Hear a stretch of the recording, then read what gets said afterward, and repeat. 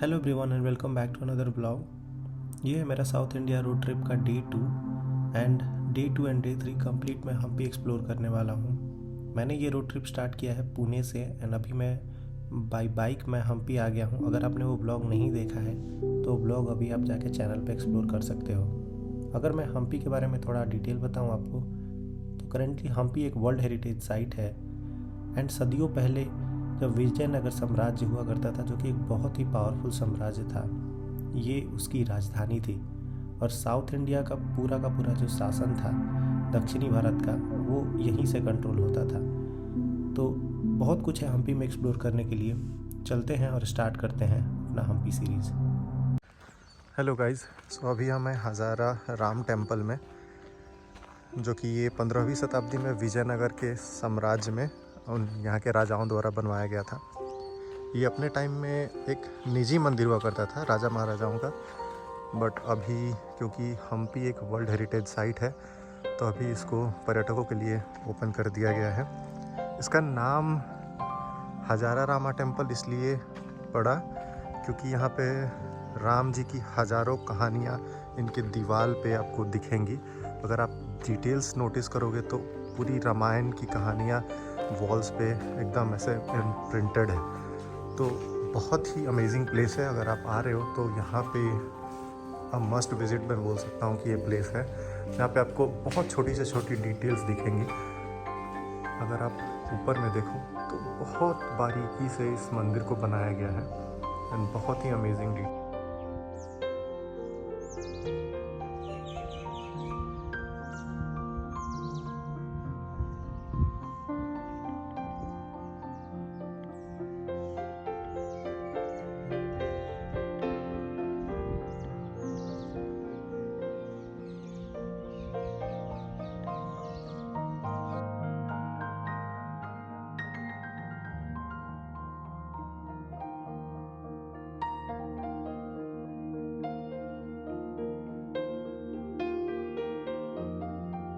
सो guys, ये जो पूरा परिसर है यहाँ पे आपको Hazara Rama temple, queens bath, then lotus temple, elephant stable and और ये सारी जो लोकेशन से आसपास में ही हैं, तो एक परिसर के अंदर में आपको सब कुछ देखने के लिए मिल जाएगा।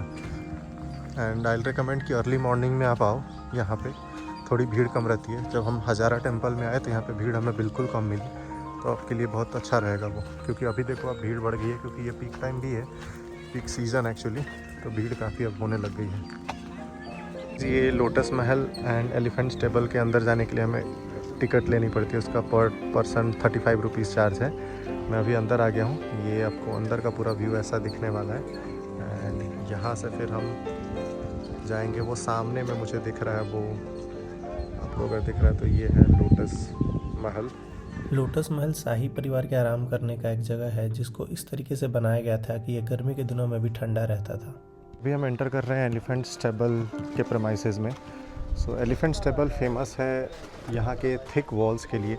सो ये जो भी आपको सामने दिख रहा है ये है एलिफेंट स्टेबल। सो इसको इस तरीके से बनाया गया है ताकि इसमें हाथियों को रहने में कोई प्रॉब्लम ना हो। एक हाथी के लिए स्पेसिफिक रूम बनाए हुए हैं और इसके वॉल इतने थिक हैं कि हाथी रखने में कोई प्रॉब्लम ना हो और कभी ब्रेक करके वो बाहर ना निकल पाए। ये पूरा प्रेमाइस जो आप देख रहे हैं बहुत ही खूबसूरत है।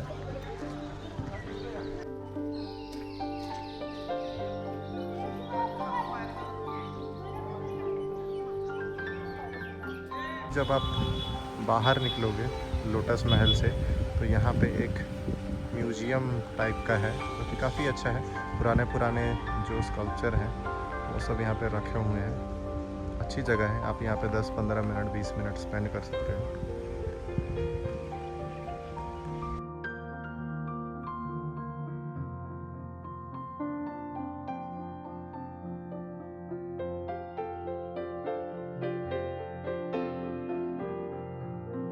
अभी मैं आ गया हूँ रॉयल एनक्लोजर। ये विजयनगर साम्राज्य के टाइम में एक शाही परिसर हुआ करता था जहाँ राजा का निवास, दरबार और बहुत सारे जो महत्वपूर्ण राजकीय भवन थे वो इस एरिया में स्थित थे।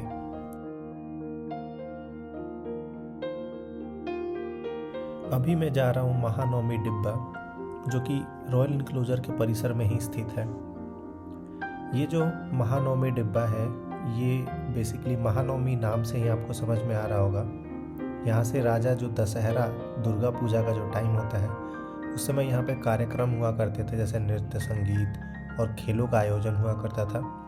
तो राजा यहाँ से वो सारे जो आयोजन थे वो देखा करते थे। ये है महानवमी डिब्बा के ऊपर का पार्ट, यहाँ से अंदर जाने का रास्ता है।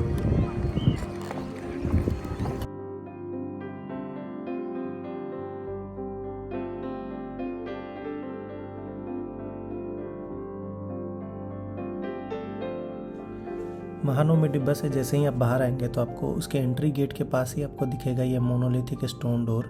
इसका मतलब है कि ये जो भी दरवाज़ा है ये एक सिंगल चट्टान से बनाया गया है, जो कि बहुत ही अद्भुत है। अभी जो आप मेरे सामने देख रहे हैं ये है क्वींस बाथ, जो कि शाही परिवार की महिलाओं के नहाने के लिए बनाया गया था।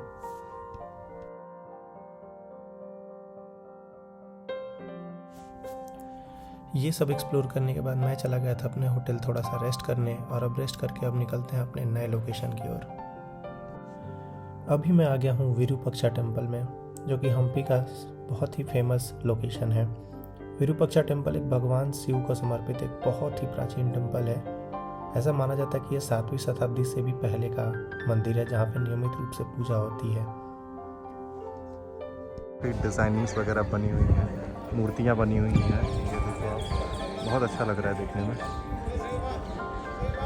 और अगर मैं इस साइड मुड़ूँ तो ये है इसका परिसर, और अंदर में आगे भी है, आगे चल के मैं आपको दिखाता हूँ। इस गेट से जब आप अंदर जाएंगे तो आपको अंदर में दिखेगी एक हाथी जिसका नाम है लक्ष्मी, जो बहुत ही फेमस है इस टेम्पल में, और ये लोगों को अपने सूंड से आशीर्वाद देती है। तो अगर आप यहाँ आते हैं तो इसका आशीर्वाद लेना बिल्कुल मत भूलना।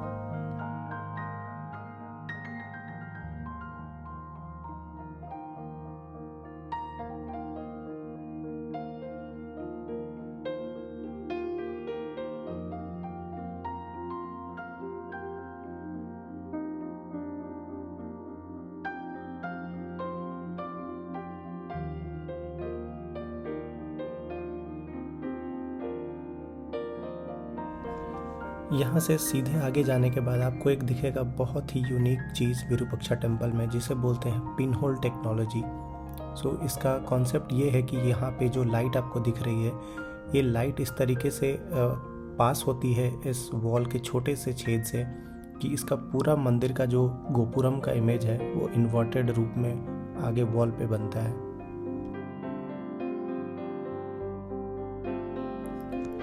यहाँ से लेफ्ट साइड जाने के बाद आपको एक छोटा सा कुंड दिखेगा जो बहुत ही प्यारा एंड बहुत ही पीसफुल है। यहाँ पे आप आराम से थोड़ी देर बैठ के टाइम स्पेंड कर सकते हो। मंदिर के पास ही एक पर्वत है जिसका नाम है हेमाकुट्टा पर्वत, और ये बहुत ही खूबसूरत स्थान है। यहाँ पे एक शिव जी का मंदिर भी है जिसे हेमकुटेश्वर मंदिर बोलते हैं, और यहाँ से आपको बहुत ही प्यारा सनसेट का व्यू दिखता है। तो आप यहाँ मंदिर के दर्शन के बाद आराम से बैठ के टाइम स्पेंड कर सकते हो।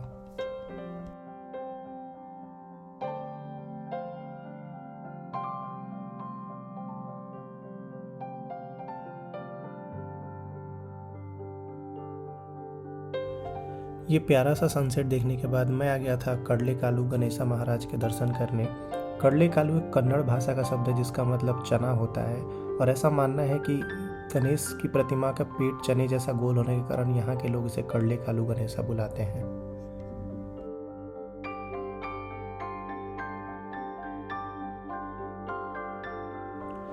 सो आज का दिन हमारा यहीं पे समाप्त होता है। मैं वहाँ से आ जाता हूँ अपने होम स्टे के पास, जिसका डिटेल आपको मेरे पहले ब्लॉग में मिल जाएगा।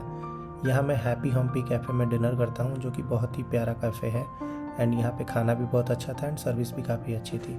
तो कल मैं मिलता हूँ आपसे नए ब्लॉग में, और भी चीज़ एक्सप्लोर करेंगे हम्पी में। तब तक thank you so much for watching and have a good day. Thank you.